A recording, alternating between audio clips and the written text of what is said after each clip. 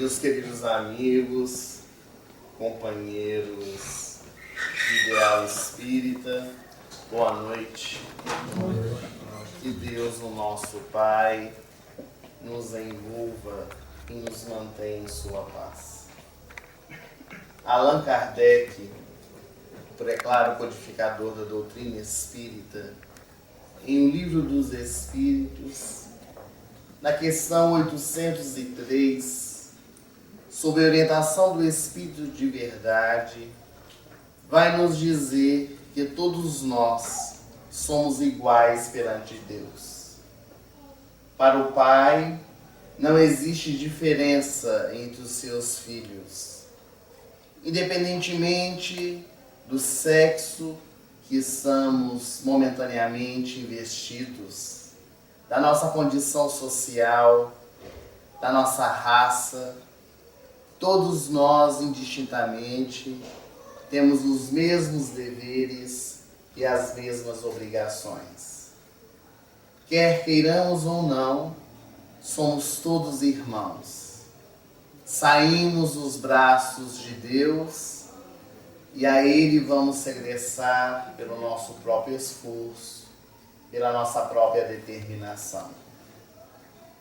Embora essas questões já estejam intrínsecas dentro do nosso coração, porque nós trazemos as leis divinas à nossa própria consciência, muitas vezes não a vivenciamos na sua mais pura expressão.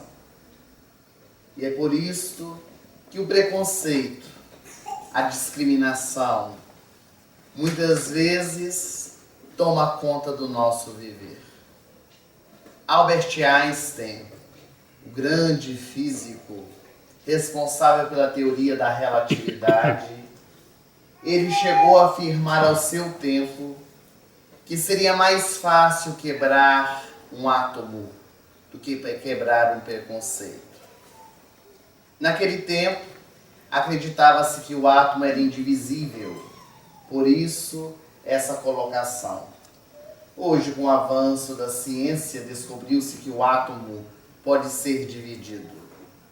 Mas o que o grande estudioso quis dizer, que quando nós despertamos dentro do nosso coração este sentimento negativo, muitas vezes é difícil de demover. Muitos homens e mulheres que passaram pela Terra buscaram nos conscientizar acerca desse assunto, trabalhar mentes e corações, a fim de que nós pudéssemos ver aqueles que estão ao nosso lado como verdadeiros irmãos, iguais, independente de qualquer situação. Entre eles, devemos citar a figura de Mohandas Karachandji, o grande pacifista da Índia, que desde a sua juventude trabalhou pela igualdade. Logo depois que formou-se na Universidade de Londres como advogado, ele mudou-se para a África para poder lutar pelos interesses dos irmãos negros. E narram seus biógrafos que certo dia ele estava no trem, havia comprado o bilhete da primeira classe, da poltrona confortável e lia o jornal, quando o bilheteiro veio recolhendo os bilhetes e, ao ver aquele homem que não era branco, assentado na primeira classe, disse que ali não era o seu lugar, que ele deveria ir para a terceira classe. Gandhi mostrou-lhe o bilhete, disse que tinha o direito porque havia adquirido o local, mas o bilheteiro não aceitou. E pegando Gandhi pelo colarinho, jogou para fora do trem em movimento. E foi a partir daquele dia que um novo homem surgiu no coração de Mohandas Karachandji. Porque ele vai trabalhar afanosamente naqueles 20 anos em que morou na África para poder auxiliar os irmãos negros. E quando volta para a sua amada Índia, seguindo as tradições do Bhagavad Gita, o livro sagrado do hinduísmo, que já falava acerca do preconceito, mesmo antes de Jesus vir à Terra, ele agora vai trabalhar para acabar com o sistema de castas, já que na Índia o povo era dividido pelas classes sociais, 5 castas, segundo a denominação em que se encontrava cada um, desde aqueles que eram sacerdotes, os letrados, até os homens do campo, os homens simples, sendo colocado também os párias, aqueles que eram menos que um animal, cuja sombra não poderia tocar na sombra de um Brahmani, aquela que era a alta casta da Índia. Ele vai trabalhar para que a guerra pudesse ser exterminada no seu país. Não verteu uma gota de sangue. Trabalhou em favor da paz, através de grandes jejuns que realizou em favor da humanidade. E esse homem extraordinário, que trabalhou contra o preconceito, ele vai morrer assassinado em Nova Delhi, depois de um grande jejum para a libertação do tacão britânico. Ele, na grande praça, é chamado para fazer um pequeno sermão, já que as multidões o adoravam escutar. E quando ele estava acompanhado de alguns amigos, indo em direção ao palanque, alguém gritou Mahatma. E quando ele se virou, era um daqueles que o perseguia, que deu vários tiros no seu peito. E Gandhi teve apenas tempo de levar a mão ao peito, olhar para o céu e dizer, ó Rama, que é a frase dita pelos hinduístas quando voltam ao mundo espiritual, porque acreditam que serão recebidos por este Deus, se assim pronunciarem antes de morrerem. Depois de Mohandas Karachand Gandhi, na Índia vai se levantar Indira Priyadarshini Gandhi, a governanta que vai continuar o mesmo trabalho de Gandhi para a libertação do seu povo. E ela consegue, através de uma lei, quebrar com o sistema de castas do preconceito. E muito embora ainda hoje, na Índia, as leis de castas já não mais existam, o povo vivencia, porque o preconceito, a discriminação está arraigada dentro dos seus corações. O preconceito é essa terrível chaga que se desenvolve pouco a pouco no seio da sociedade. O preconceito, conforme nos diz o dicionário Aurélio da língua portuguesa, é uma ideia pré-concebida contra pessoas, lugares, raças, atitudes. Geralmente, dizem os psicólogos, que o preconceito é tido por alguém que desconhece a casta, a raça, a pessoa pelo qual se desenvolve a discriminação. Geralmente é uma ideia que se concebe, dissemina e é aceita como a verdade entre todos. Geralmente tomamos o um pelo todo e criamos certos estereótipos para algumas situações como se aquilo fosse verdade. Todas as mulheres são fracas, todos os alemães são prepotentes, todos os europeus são frios. São frases formadas, tomadas como verdades, mas que em verdade não tem base científica. São interesses pessoais, sociológicos, às vezes políticos, que fazem com que disseminem uma ideia e é abraçada pelo todo como sendo uma verdade. Ainda hoje, dentro da nossa sociedade, nós vivenciamos terríveis preconceitos. Mas os principais são aqueles que envolvem a raça, a situação social pela qual vive a pessoa, a sexualidade e também as escolhas religiosas de cada um. O racismo, ele está presente desde os primórdios do tempo em nossos meios. Acreditar-se que por causa da raça de uma pessoa, ela é superior ou inferior ao outro. E essa ideia, ela foi concebida durante muito tempo, inclusive em relação aos negros, para se justificar a escravidão. Chegou mesmo a acreditar-se que o negro não tinha alma e por isso poderia ser usado como objeto pelos brancos.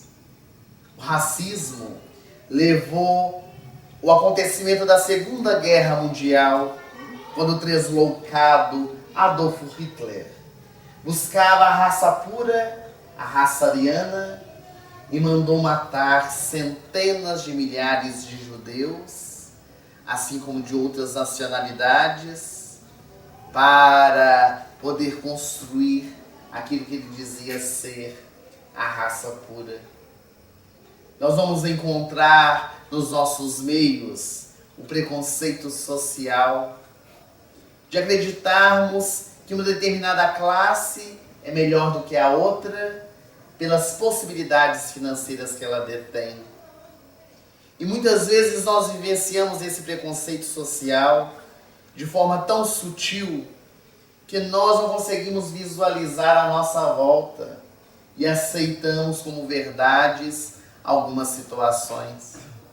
Se por acaso uma cidade grande lança um shopping, inaugura um shopping na cidade, geralmente nos jornais nós encontramos o seguinte dizer: shopping tal inaugurado em Belo Horizonte, para o setor A e B, ou então para o setor C e D, ou para o setor E, classificando qual seria o público que frequentaria essa instituição.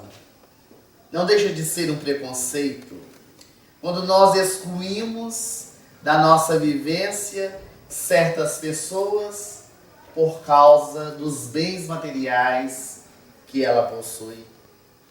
A intolerância religiosa é outro aspecto preconceituoso que nós vivemos, porque muitas vezes quando nós abraçamos uma religião e aquela nos traz as respostas que nós desejamos para a nossa existência, nós acreditamos que ela é a melhor religião e que a dos outros não servem.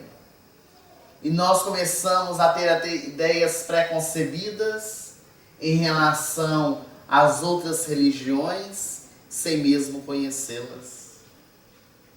Nós tivemos a época de Jesus, o preconceito do povo judeu, que acreditava que era um povo escolhido de Deus, que somente os preceitos de Moisés levariam à salvação.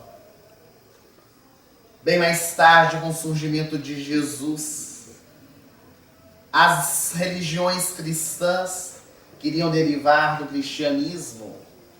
A Igreja Católica Apostólica Romana queria realizar os tribunais inquisitoriais na Idade Média, as cruzadas, e em nome de Deus vai matar centenas de pessoas porque não seguiam as tradições que a Igreja preconizava.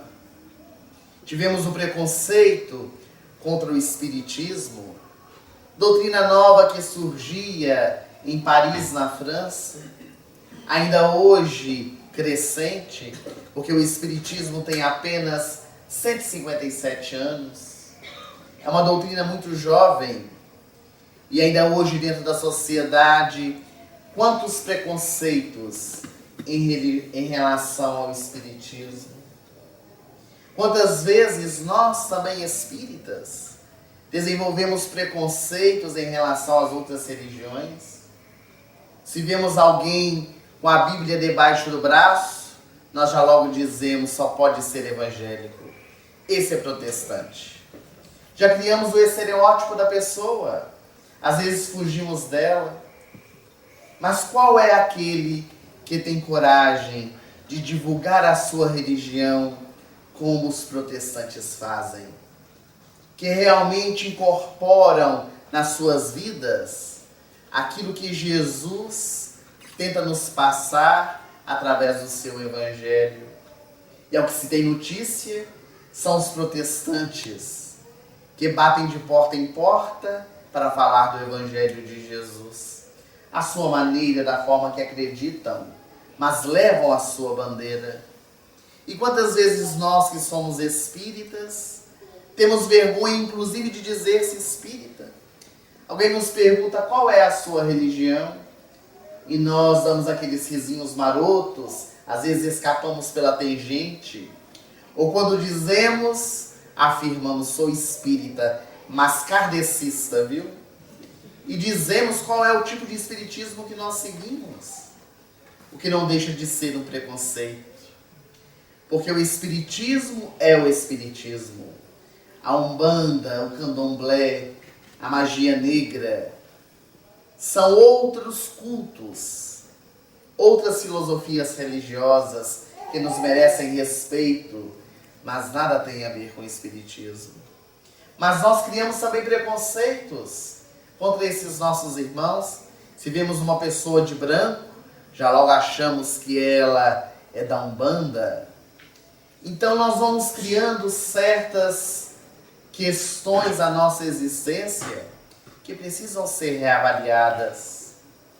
Assim, o preconceito sexual, preconceito contra a mulher, contra o homossexual. Quantas vezes nós fazemos pré-julgamentos daqueles que estão à nossa volta, sem conhecermos o cerne da questão. O preconceito contra a mulher é algo que tem sido vivenciado desde os primórdios. Quando na Bíblia se contou a história mítica de Adão e Eva, a história de que a mulher teria surgido da costela de Adão, que Deus adormeceu o homem, porque viu que não era bom o homem ficar sozinho, retirou a costela dele e fez a mulher, para que ela pudesse ser subserviente ao homem, já que foi tirada da sua costela. E diz a doutora Hannah Wolff, que é uma parapsicóloga alemã protestante, isso foi para que a mulher pudesse depender do homem para a eternidade. Quando em verdade é uma linguagem simbólica do Antigo Testamento, nos falando acerca da criação. Mas a mulher tornou-se alvo então de perseguições, porque ela é responsável por levar o homem ao pecado, já que foi ela que sucumbiu à serpente, comeu do fruto da árvore do bem e do mal e ofereceu o homem, que era forte, mas se deixou envolver e também comeu. Então é preciso nós avaliarmos quais os direcionamentos que damos para os nossos pensamentos, que sustentação que nós temos para desenvolvermos tal ou qual preconceito dentro do nosso coração. A mulher lutando pelos seus direitos, muitas vezes também derrapou, porque na luta para os seus direitos tornou-se mulheres machistas. Muitas mulheres acreditaram que o feminismo, que surgiu na década de 60, para que a mulher pudesse ter seu espaço dentro da sociedade, seria uma competição contra os homens. E hoje nós temos na nossa sociedade mulheres masculinizadas, que assumiram comportamentos dos homens para poder ocupar os seus espaços. Então é preciso nós modificarmos as nossas vivências, os nossos conceitos, assumindo a nossa postura, onde quer que nos encontremos, e vivenciando o Evangelho da forma mais pura e verdadeira. Porque às vezes nós queremos quebrar com os preconceitos que estão fora, mas não quebramos com aqueles que estão dentro de nós. O Espírito Larihi Marasaya, pelo nosso intermédio, do livro Bhagavad Gita, Luz dos Espíritos, ao comentar sobre o preconceito na lição número 49, ele vai nos dizer que o preconceito social, ele tem sido trabalhado dia após dia pela Constituição, pelas leis que norteiam os países, mas que há um terrível preconceito, que é o individual, que é o pessoal, aquele que nós trazemos arraigados dentro do nosso coração, que, conforme disse Albert Einstein, é difícil de ser quebrado, porque assumimos como verdades alguns fatos, algumas frases que nós achamos que realmente tem fundamento, como, por exemplo, mulher no volante, perigo constante, ou então que os homens é que são fortes e as mulheres que são fracas, que o homem que trai, a mulher não, ou então que é o homem que deve cuidar de casa, trazendo sustento, e a mulher deve cuidar do lar e dos filhos. São situações que foram criadas pela sociedade e nós acabamos incorporando no nosso dia a dia. E às vezes nós transmitimos isso pela educação e não visualizamos. Quantas vezes esses preconceitos, eles passam de pais para filhos. No dia da escola, o pai diz para o filho: olha lá com quem você vai andar. Fulano de tal não é boa companhia para você. Fulano de tal deve ficar longe de você.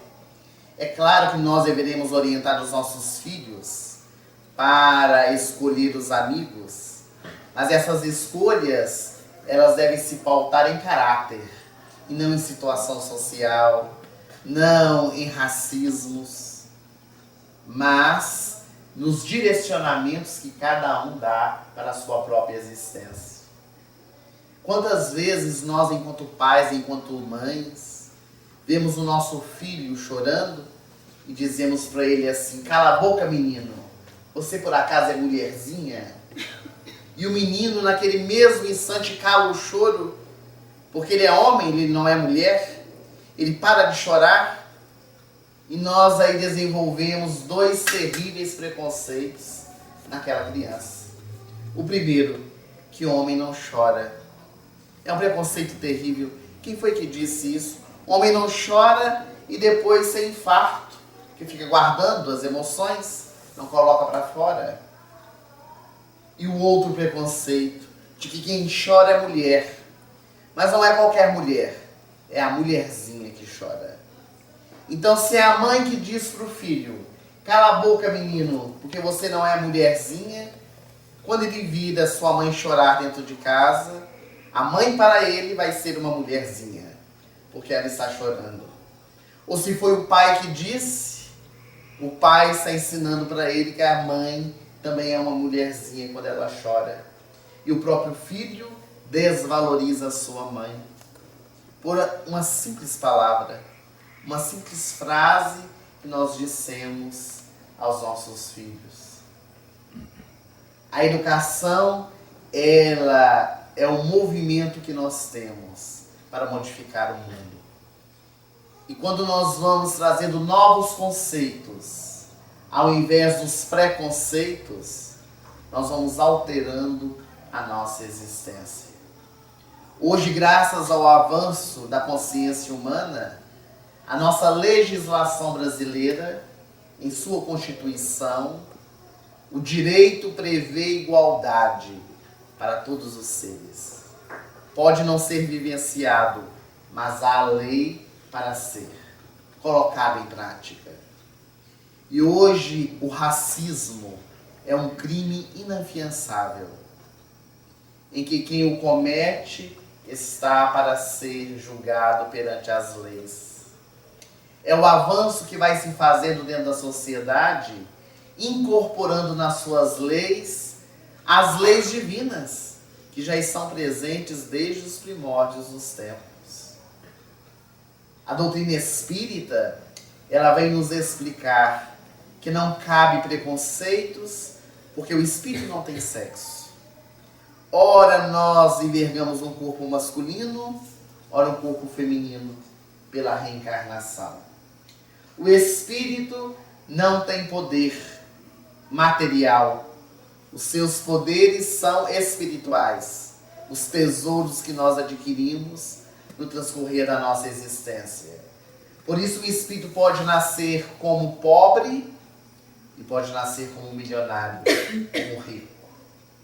O espírito não tem raça. Nós podemos nascer aqui no Brasil, numa próxima experiência na Europa, numa outra experiência na África. Então não há por que nós termos preconceitos de uma situação que nós podemos ter vivido ou ainda vamos viver.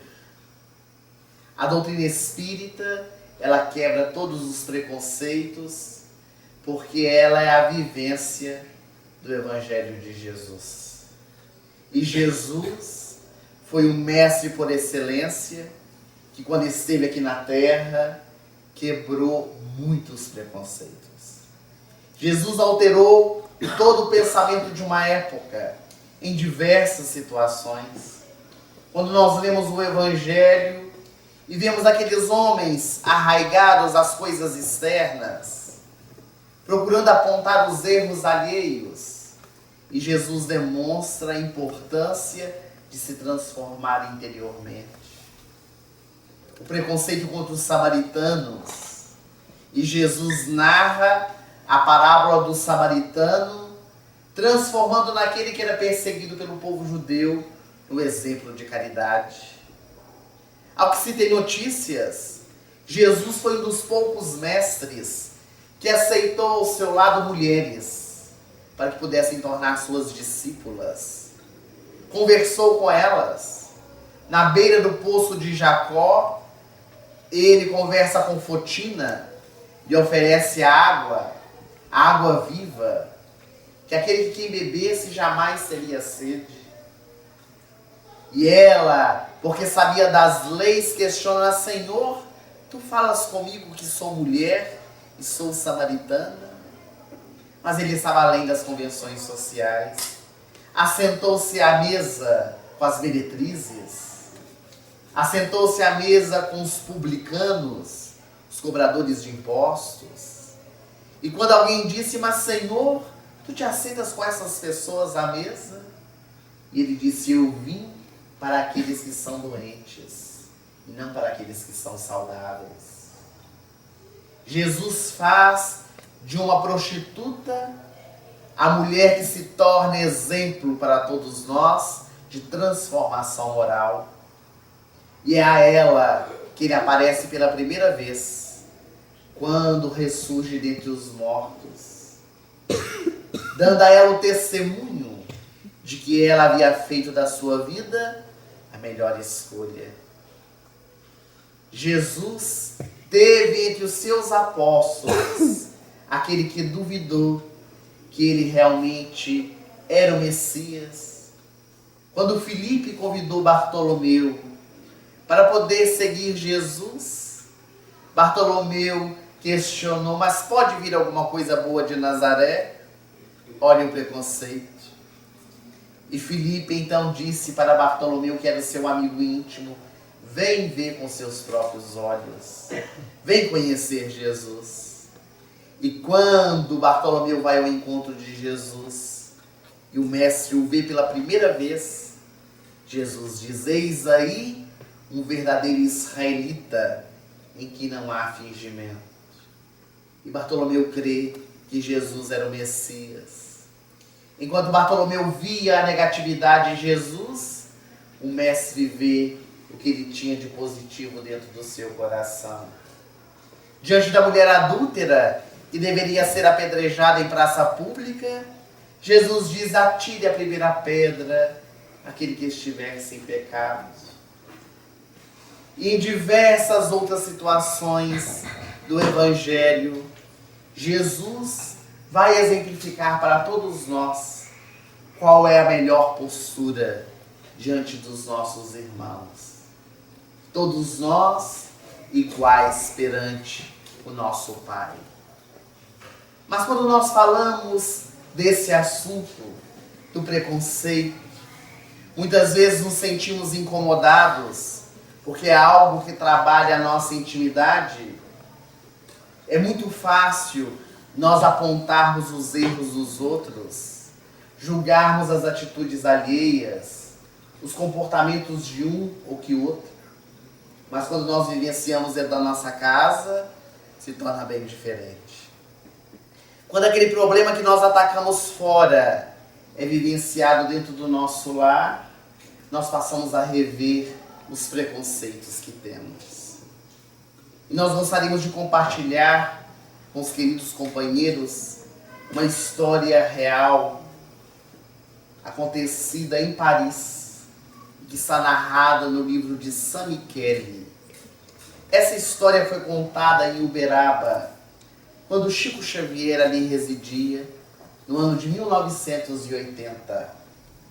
Ele estava à sombra do abacateiro, o local onde atendia os mais necessitados, e naquela oportunidade Divaldo Franco também se encontrava. E Chico pediu a Divaldo: conte-nos uma história que fale sobre preconceitos. E Divaldo recordou-se dessa história no referido livro de Sami Kelly, uma história escrita pelo doutor Axel Munt. O doutor Axel Munt, ele era americano, mas morava em Paris. E possuía um amigo, o doutor Nostro, que era sueco, mas também morava naquela cidade. Eles tinham o hábito de se encontrar sempre na cafeteria da cidade para poder dialogar. Num desses dias, eles sempre se encontravam às 17 horas para o café. O doutor Nostro chegou primeiro, escolheu a mesa habitual. E quando o doutor Axel Munt chegou para tomar o café com o amigo, antes de assentar-se à mesa com ele, depois de cumprimentá-lo, o doutor Axel Munt viu que na mesa ao lado haviam três mulheres que se vestiam de forma a chamar a atenção dos homens. Estavam muito bem maquiadas, estavam tomando champanhe, gargalhavam em voz alta e falavam gesticulando. Eram facilmente reconhecidas por todos que estavam ali, já que naquela época o grande preconceito contra as prostitutas, e elas demonstravam ser pelas suas atitudes. O doutor Axel Munt foi até uma delas, dirigiu-se à jovem chamada Sofia e perguntou: o que me dizes de Flopete? Sofia, já alcoolizada: doutor, esqueça Flopete. Ela está tuberculosa, ela quer morrer, esqueça. E o doutor Axel Munt abaixou os olhos, porque Sofia não estava em condições de conversar, e voltou à sua mesa. Quando ele voltou à sua mesa, o amigo, o doutor Nostro, estava de pé, visivelmente transtornado. Já estava caminhando em direção à rua e disse: mas eu não posso acreditar que o meu amigo, o homem da sociedade parisiense, conheça essas mulheres, tenha parte com elas. O doutor Axel Munt olhou para o seu amigo Nostro e lhe disse: Nostro, quem não conhece a vida delas, não conhece a vida. Porque por trás delas há toda uma história que nós desconhecemos. O doutor Nostro não se deu de envolvido naquela situação e continuou caminhando. E o doutor Axel Munt foi atrás dele. E eles foram dialogando. E então Axel Munt lhe disse: Nostro, se você me permite, eu gostaria de contar a história dessa mulher, Flopete, aquela que eu pedi notícias para a Sofia, para que você possa conhecer um pouco delas. Você sabe que aqui na cidade eu sou médico que trabalho no Hospital Central, mas eu também atendo um orfanato, uma casa pia fora dos muros da cidade. É um trabalho voluntário que faço. Certo dia pela madrugada, a freira mandou me chamar, porque Marie, uma criança de 7 anos, ela estava morrendo. Ela já era minha paciente, estava com tifo. Na época essa doença era incurável. E eu fui desesperadamente levado pelo cocheiro até aquele local. Quando nós chegamos à porta de entrada do orfanato, eu bati na sineta aguardando que a freira pudesse abrir. Quando da escuridão saiu uma mulher, toda vestida de negra. Ela pegou forte nos meus braços e disse: o Senhor entrará aí para salvar a vida de uma menina chamada Marie. Eu olhei para aquela mulher, nunca havia visto, e eu disse: sim, senhora, é a minha filha. Salve a vida dela pelo amor de Deus. Deixai-me entrar com o Senhor para que eu possa despedir da minha filha.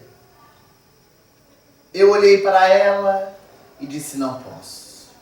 Não é hora de visitas. A Madre Superiora não deixará a senhora entrar. Mas me dê o seu endereço e se realmente a sua filha estiver morrendo, eu mandarei chamar. Ela tirou um papel da sua roupa, tirou um lápis, anotou qualquer coisa, me entregou o papel. E quando eu olhei, Rua das Flores, número 34. A zona do Meretrício aqui em Paris. Eu olhei para ela, mas a senhora, não, Mademoiselle. O Senhor me promete que se minha filha estiver morrendo, o Senhor me buscará? Prometo. Eu prometo que sim. E no meio da escuridão, ela se adentrou e eu entrei no orfanato. Passei pelos corredores, quando cheguei ao quarto, Marie estava marmórea, quase morrendo. Fiz alguns procedimentos e vi que a menina realmente não passaria daquela noite, pela minha experiência médica. Agora eu começava a meditar como iria trazer a mulher, que eu havia prometido, a mãe de Marie. Jamais a freira deixaria uma prostituta entrar dentro da casa pia.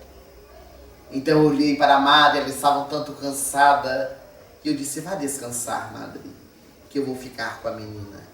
Qualquer coisa que acontecer, eu te chamarei. A madre não pensou duas vezes. Tirou o avental, colocou sobre a cadeira e foi se recolher. E eu fiz algo que está contra a medicina. Deixei a minha paciente sozinha, peguei o avental da madre, saí correndo pelo corredor da casa pia, peguei a carruagem e disse ao cocheiro: Rua das Flores, número 34. Quando lá chegamos, era um pardieiro.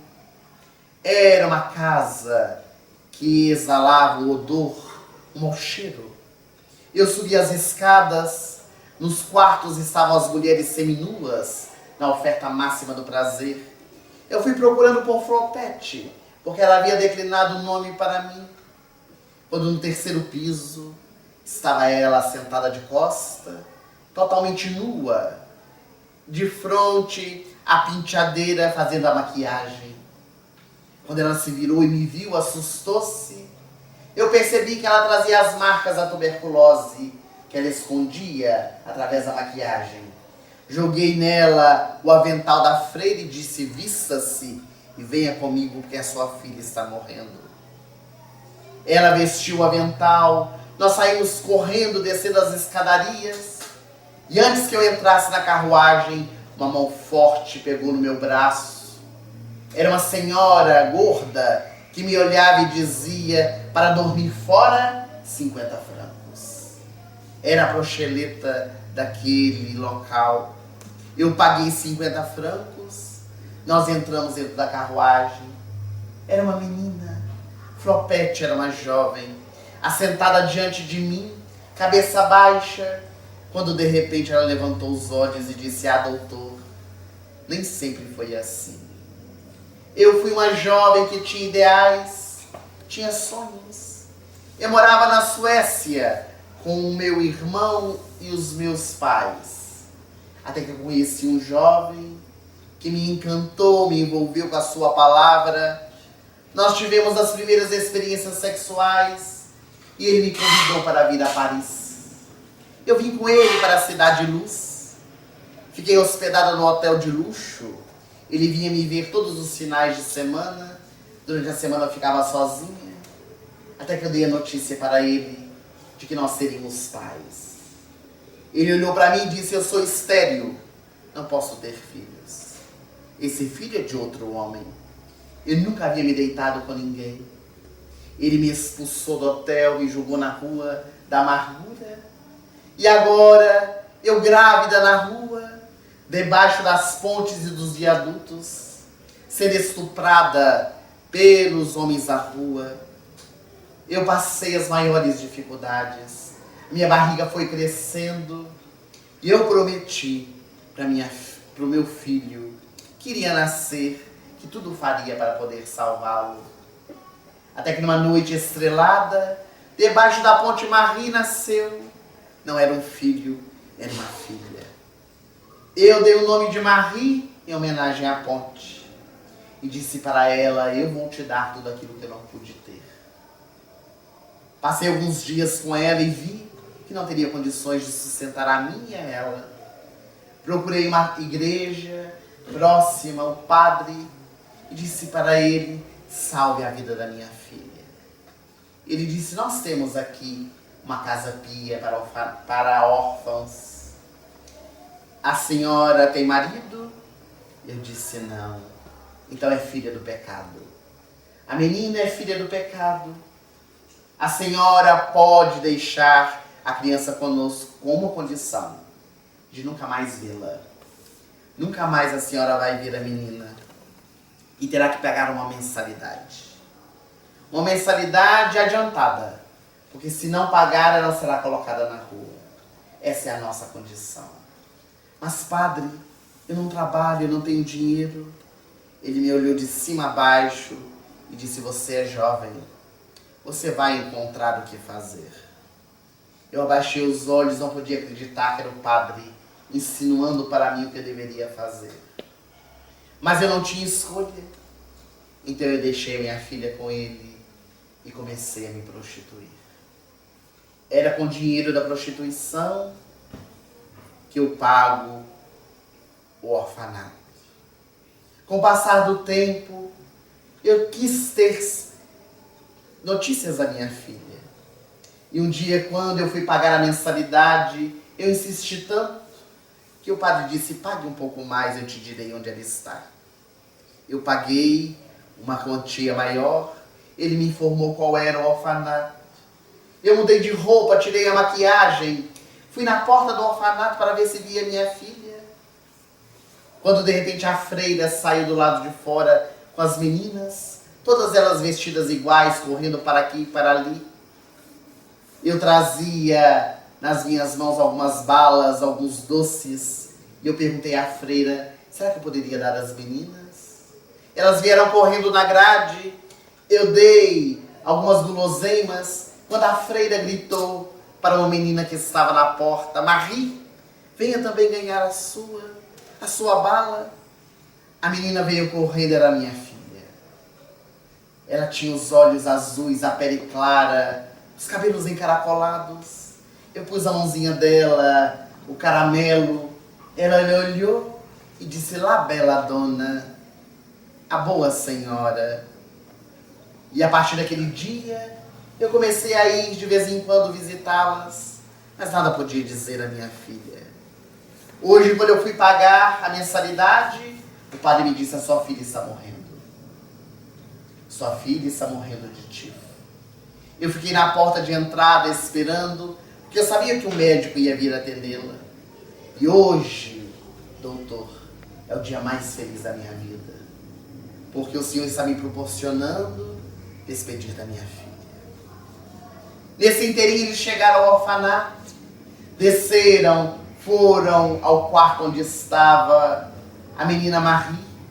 Quando Flopete viu a menina caída sobre a cama, quase morta, ela não tinha atitude, E o médico disse: beije, abrace a sua filha, ela está morrendo. Flopete abraçou, a beijou e de repente jogou-a sobre a cama e disse: não posso. Ela é um lírio, eu sou pura podridão. Doutor, salve a vida da minha filha, porque se o senhor não a salvar, eu vou me matar. E ela saiu correndo pelos corredores, continuava contando o doutor Axelmante para o seu amigo Nostro. Desapareceu na noite e a menina morreu naquele mesmo dia. O sepultamento foi feito. Eu continuei trabalhando, atendendo o orfanato, também o hospital. 15 dias depois, eu estava no atendimento quando uma emergência chegou. Eu entrei na sala de emergência. Era uma mulher que havia se atirado no rio Sena, tentando suicidar-se. Quando eu vi, era Flopete. Com dificuldade nós tiramos a água do pulmão. Ela retornou à vida. E quando ela me viu, ela disse: quantas vezes o Senhor me salvar, será as vezes que eu vou tentar me matar. A minha vida não tem sentido. A minha filha morreu. Daí uma semana, uma nova entrada. Ela havia aberto o bico de gás, aspirado a substância.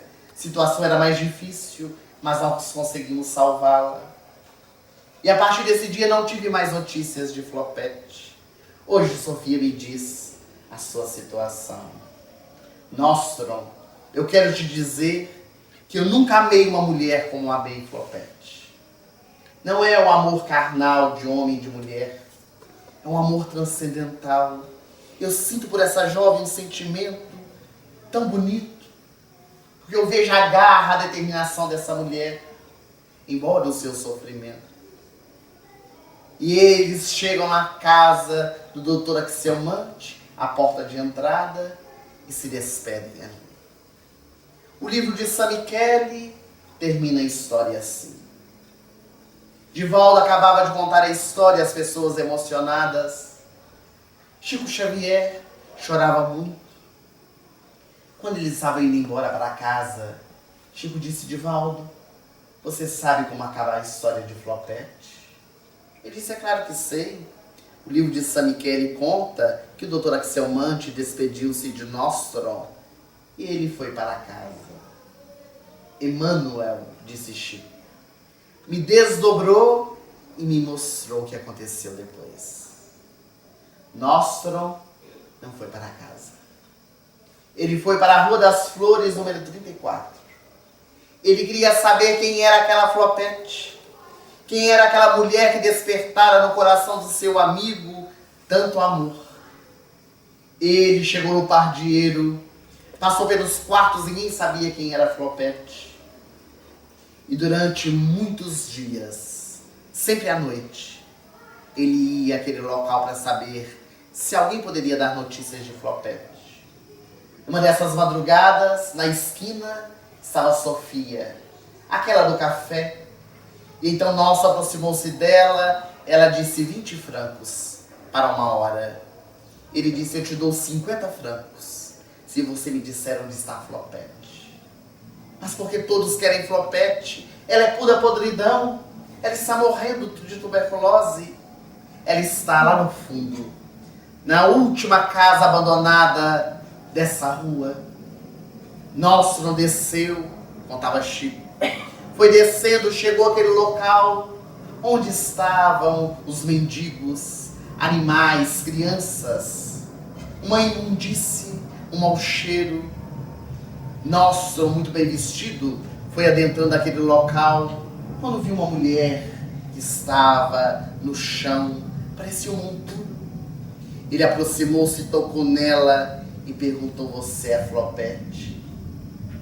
Ela tremeu e disse: sou sim, senhor. Eles começaram a conversar e à medida que aquela mulher falava, Nosso foi tomado de pavor, porque de repente ela ergueu os olhos e disse: Nostro, é tu que estás aqui? Ele olha para ela e reconhece e diz: é você, Juliette. era o nome verdadeiro de Flopete. É você, minha irmã, que aqui está. E eles começam a chorar. A vida proporcionava o reencontro dos irmãos. E ela dizia: meu irmão, eu queria voltar, mas eu sabia que nunca vocês iriam me receber de novo. Quanto eu desejei o alento da nossa família. Cala-te, Juliette, porque agora nós nos reencontramos e seremos muito felizes. Ele pegou a irmã no colo, levou para a sua casa, cuidou dela durante 3 dias. Na terceira madrugada, ele limpava o suor abundante. Ela começou a ter as hemoptises, a tuberculose. E ele, como médico, percebeu que ela estava morrendo. E ela teve forças de dizer apenas, quando deu o último suspiro, o espírito dela desprendeu-se do corpo. E à beira da cama estava a filha Marie, de 7 anos, que distendia a mão e dizia mamère, que quer dizer mamãe. Muito obrigada por tudo que fez por mim. Não se culpe, porque a senhora me ofereceu o que tinha de melhor. E nos braços de Marie, Flopete ou Juliette foi levada para o plano espiritual. A história de preconceito contada por Divaldo é muitas vezes a experiência que vivenciamos dentro do nosso lar. Talvez não com a prostituição, mas talvez com o drogado, talvez com o homossexual, talvez com um católico, um protestante, um espírita, um bandista. Não importa. O importante é nós despertarmos dentro do nosso coração os melhores sentimentos, perante a quem quer que seja. Porque julgar os outros é muito fácil. Mas quando experienciamos dentro do nosso lar como Nostrum viveu, tudo se modifica. Que Jesus os abençoe hoje e sempre.